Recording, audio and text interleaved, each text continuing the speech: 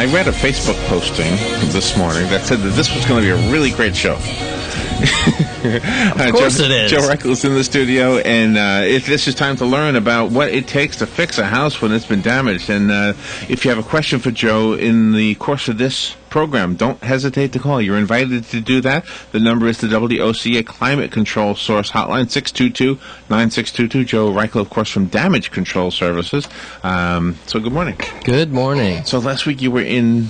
We were down south of Fort Lauderdale in Dania Beach. Oh, wow. We were working on a solarium-style glass room. That's one thing that we do. Mike and I went, I think it was 2007, went to Wichita, Kansas to become certified glass room installers. Oh, wow.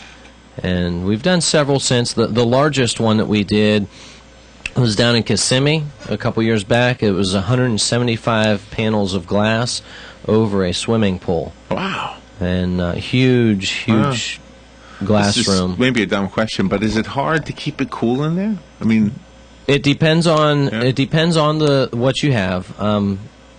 There's all kinds of options for them. The one that we were just talking about, it was air conditioned, but because you had such a large glass exposure, in the one end of it, they had two huge fans, and they were set on automatic thermostats. So oh, really? Once the air temperature got to a certain point, these fans turn on and suck the air out of the, in order to cool the room. Oh, really? So, yeah, suck the hot air out. So, and then the one that we just did had an internal blind system. Flip a switch and the blinds come down in order to, keep the room cool. So these people were not poor?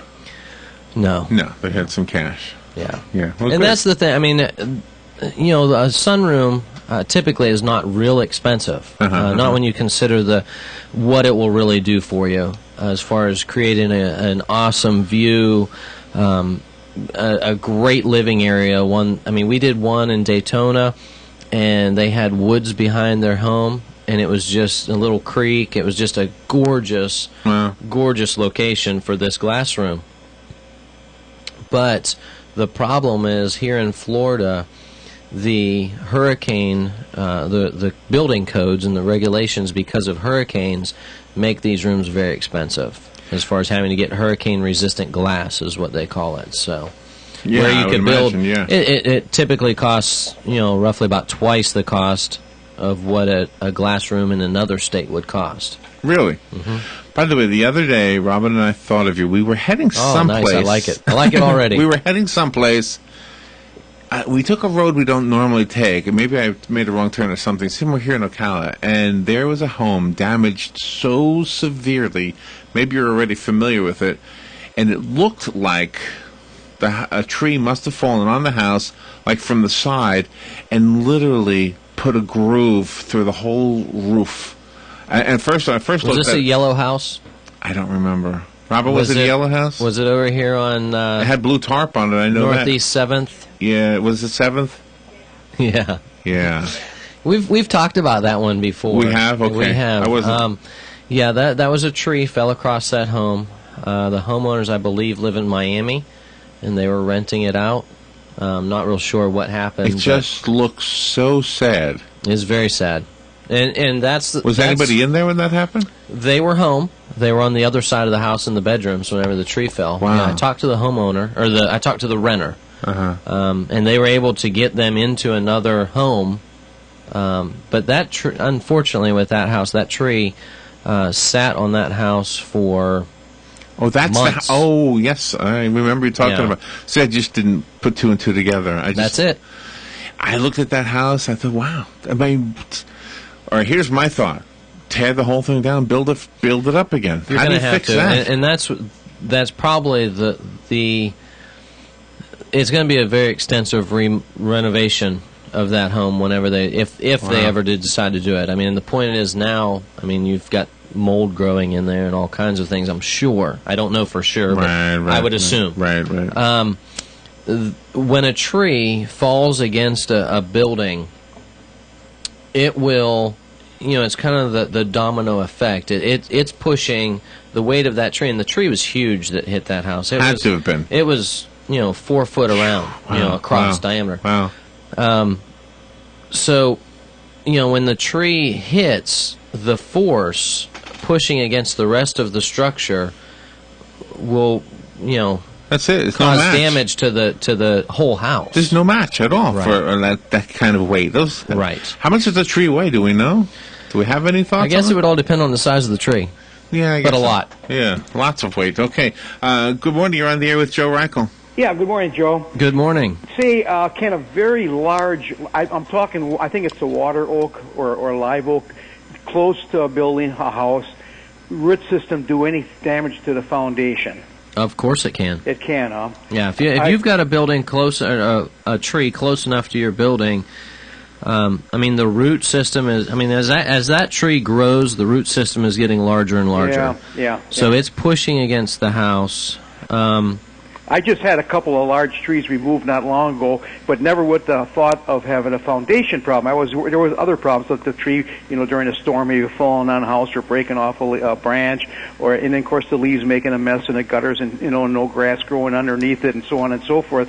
But all of a sudden, through information of a friend, he says, "Well, you got to be a little bit concerned about a foundation with a large tree." I said, "You do?" And I said, "Well, I'm going to call Joe and find out what's going on here, because I have another tree that I'm going to be taking down probably very shortly, because it's close to the house, and I noticed the roots are, when I cut the lawn, they're there, and they're Right. growing in that direction. So I'm a little bit concerned." How close to the house how close to the house is this tree?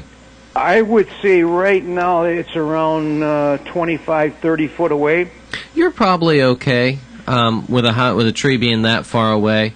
Okay. Typically, you'll see trees.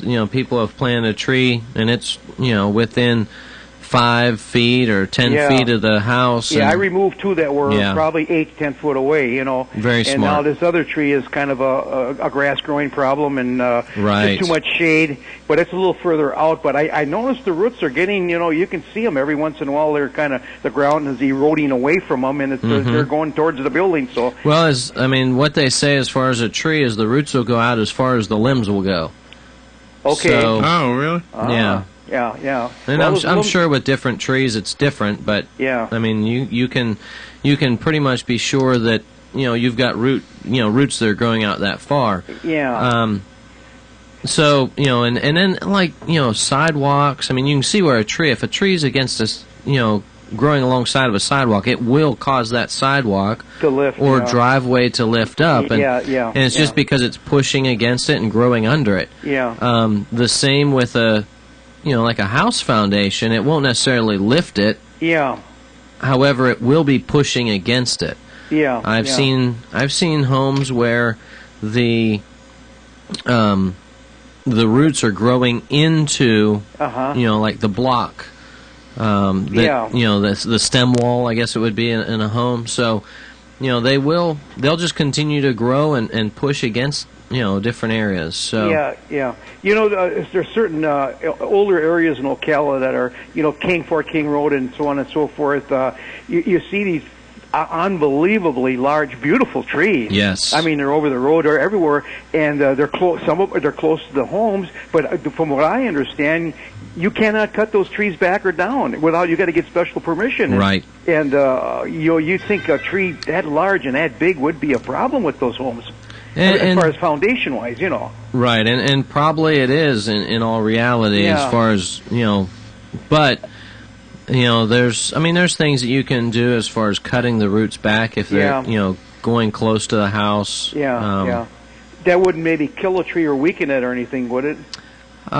Could be. Well, it really depends. But if it's growing right next to the house, then Yeah. that's something that what would you rather, it damage your house or kill the tree? Yeah. But typically you're not going to kill the tree by just cutting some roots. Yeah. Do you ever have experiences where you go into an area like that, a historical area, and you've got a tree problem, and you have to contact the city for permission, or the forestry department, or? Yeah, we've worked on several homes in the historic section of Ocala here, and you've got to go through you've got to go through all the proper channels in order to make sure that you're putting everything, doing everything in accordance with the historical society. Do somebody come out and take a look at what you want to do? And yes. You've got to submit ahead of time with them as far as what your plans are, and they've got to approve everything. The trees are something. I mean, just like what you said, it's beautiful, and that's what really makes this community gorgeous, is all these huge live oaks and the moss hanging, and it makes it a beautiful place to live. It really does. And you go down Fort King, like you said, or any of the wonderful. It's beautiful. But I tell you, after the hurricane seasons we had a few years back, that's where all the problems were in those areas. It was like a jungle in there, Yep, quite a few. And okay, well, anyways, thanks a lot. Yep, thanks for the call. You bet. Bye now. And you have another phone call. I just wanted to say real quickly, I'm glad my feet don't go out as far as my arms. Just thought I would compare myself to a tree. Good morning. You're on the air with Joe. Good morning, Larry. Good morning, Joe. This is June, and I have a question for you regarding that house on 7th Street. Yes. I live in that area, and I've watched it since the beginning, and I think it's been going on now for over a year, has it not? Or is that... It's probably... I took pictures of it and posted it on my Facebook. I would have to go back and look, but it very likely could be a year. And I'm just wondering, I know that's right on the border. I don't know if it's in the county or in the city. I know it's right on the line there. I wonder if there's any time limit as to how long a homeowner can allow a house to decay like that, because it seems to me it's just the rain keeps going in, and that roof gets lower and lower and lower, and I'm just thinking that's a danger, really. And I'm just wondering if you know the answer to that, and I will hang up and thank you. Bye-bye. Thank you for the call, Julia. I do not know... I don't know if it's city or county, but the different municipalities always have regulations, or laws for that. So, and I'm not sure what it is. I wish I knew for you. And you could probably find out by calling either the city or the county. They could tell you as far as answering that. But it is an eyesore. It is a danger. For everyone in the area. I mean, you could have kids going in there and get hurt, or whatever. And I'm not sure what they're doing as far as fixing it, but I mean, the next step really with that home would be to tear it down. It seems like without knowing what they're going to do. That would be my assumption. And they're probably homeowners probably have been contacted as far as what's going on. And I mean, if you went up to probably posted on the door, I haven't been by there lately, but probably posted on the door would have either a city or a county a notice on it as far as what was happening there, as far as it being either a condemned property or whatever. So those regulations must affect when you do your work. You probably need to make sure all your paperwork is done and all that too, right? Well, I mean, that's all part of what we do. I mean, as we work to repair a property, we need to make sure that we have the proper permitting and submit the plans and the permitting in order to get all of that, and make sure that we're following all of the regulations for the county or the city in order to get the property rebuilt. Yeah. But you look at something like that. Well, I mean, would you ask? Let's not use that as an example, but not talk about that house specifically. But let's say that was my house, God forbid, and I were to say to you, Joe, I really don't want to tear it down. I really want it to be fixed. I got sentimental or whatever. Would you talk me out of that? Would you try to say, Larry, look, I know it's your house, but we can make it. Well, our first step would be to have a structural engineer take a look at it. We'd bring an structural engineer in, and he would have to make the determination on what can be saved and what needs to be replaced structurally, as far as your walls. Might be able to save the door. Well, probably not now that it's been sitting vacant for so long, but there would be, maybe on the far side of the house, there's walls that can be saved. But, I mean, I walked around that home, and there's quite a bit of damage, in other areas of the home, as far as the block being, when the tree hit it pushed the block. Wow. So, and it really depends what year the home is, as far as what codes it was built by. I believe it's probably an older home, And so, was that a storm that day, or was it just one of those flukes where the tree just fell? I'm trying to remember back. I believe that was just one of those things. The tree just fell. Wow. Right. And here again, it goes back to taking care of the trees around your property. The resident, the renter of that property, had told the owner that tree was a dangerous tree. He had worked for, or currently works for, a tree surgeon, and so he knew. He knew. Oh, wow. He knew, looking at the tree, that it was. By the way, your show is, by proxy, bringing business to tree surgeons. So while you're here to help people understand what you do so that you can help them become whole again, right? You're also, helping out the tree surgeons, because, how many times do these stories have something to do with a tree? Well, another aspect of that, last week, 2 of our jobs, or 2 weeks ago, 2 of our jobs were refrigerator water supply lines that burst.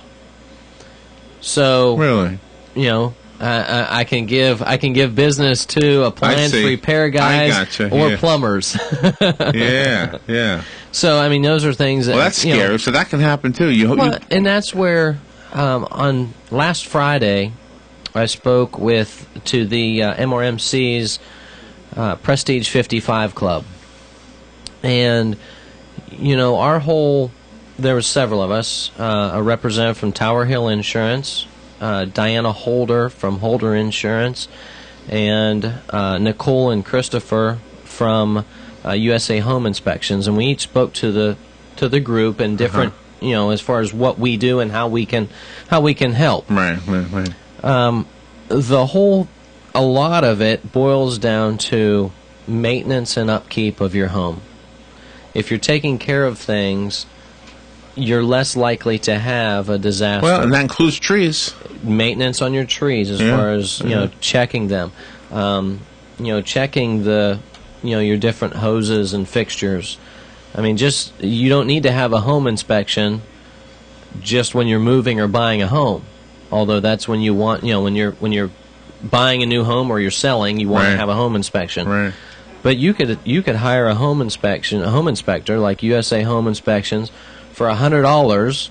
They can give you a comprehensive report, 16-page report with pictures that tells you everything about your home. So does that include the trees?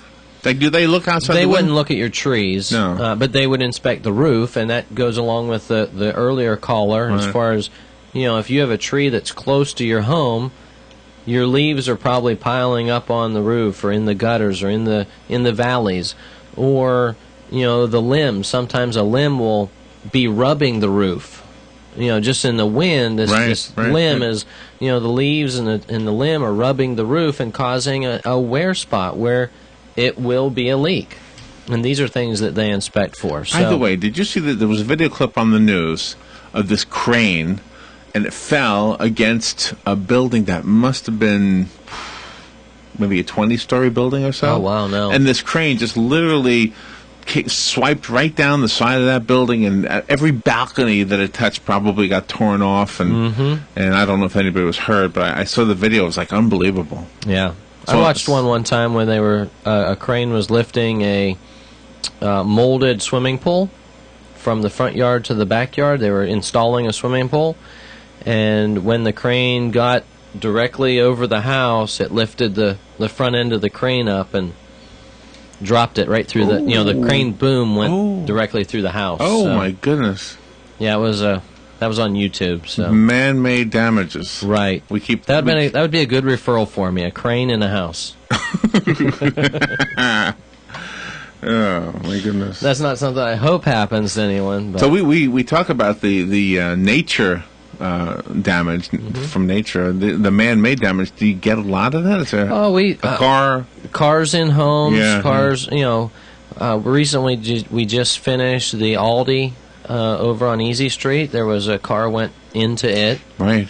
So we repaired that. We've done several for homeowners. As far as cars running off the road and into a building or into a home. even for homeowners that have, one lady not too long ago, she pulled into her garage, and instead of putting it, she didn't put the car in park. She reached over on the floorboard of the passenger seat, and when she did, her foot slipped off the brake, and their car, ran forward into the garage wall, and caused quite a bit of damage to their home. So that was kind of it was one of those things where she was so embarrassed. Right. She didn't. It was an accident, and something that she didn't try to do. Yeah. But it's her interesting. Significant other didn't appreciate it at all. I'm sure she wouldn't have if he had done it. But she was safe. She was okay. Do you know, if you look at Ocala from Google Earth, it's just a little tiny spot.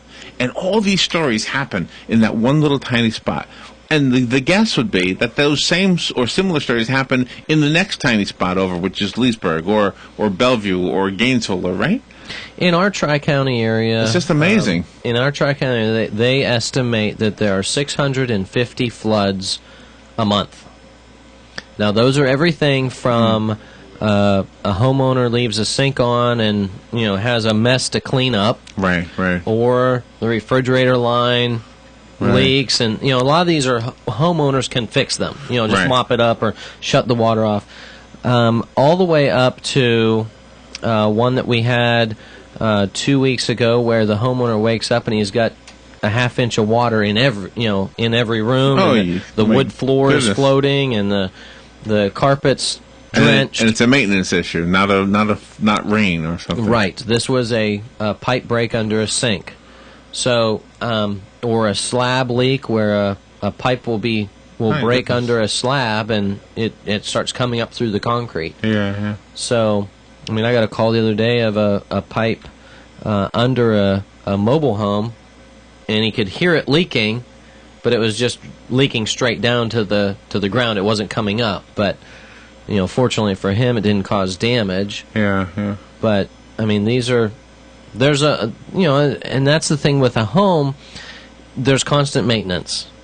There's constant upkeep. There's constant, like anything, like your car. You think about driving your car.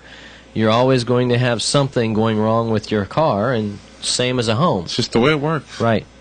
Whether it's appliances needing repaired, or plumbing needing fixed, or a new roof. Most, if we followed your advice perfectly, you would only be dependent on nature.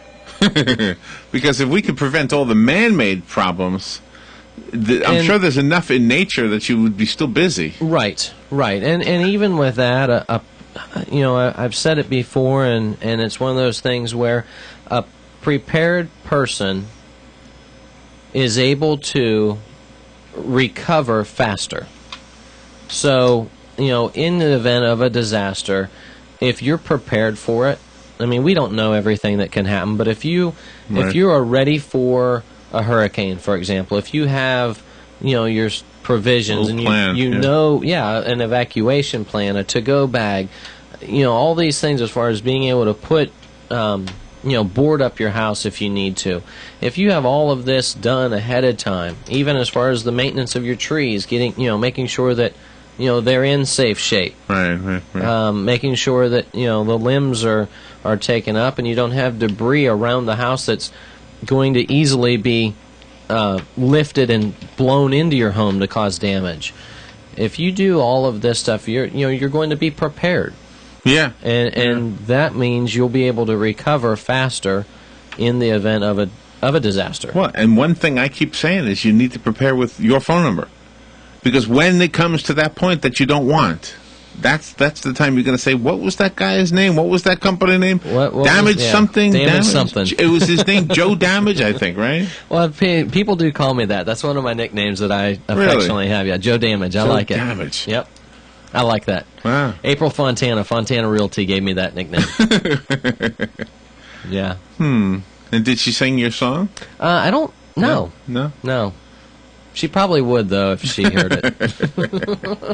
Well, speaking of your phone number, we're at that point. What is your phone number?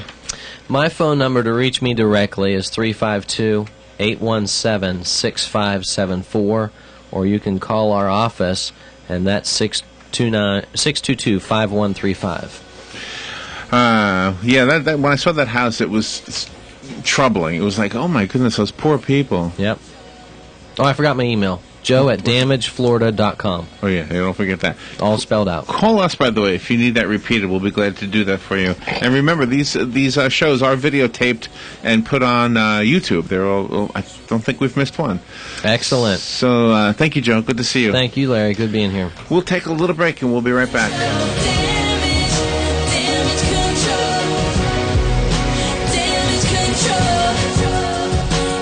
Ocala's information station, 1370 WOCA. Ocala.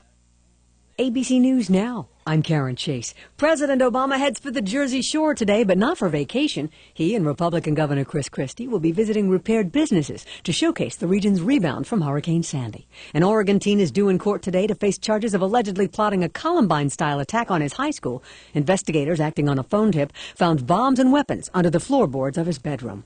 Customers who rushed out of Boston restaurants when the marathon bombing happened are starting to return to pay the tabs they jumped. One bar and grill owner says he's recouped about $1,200 from $3,000 he lost. Federal safety investigators and the Coast Guard are launching probes into the Royal Caribbean cruise ship fire that ended 2,200 vacations early. No one was injured. The cruise line is giving put-out passengers refunds. Justin Bieber may be in trouble for driving too fast and furious in his white Ferrari. Police are investigating complaints from neighbors that the singer was driving erratically and at a high rate of speed through his gated community. He could face reckless driving.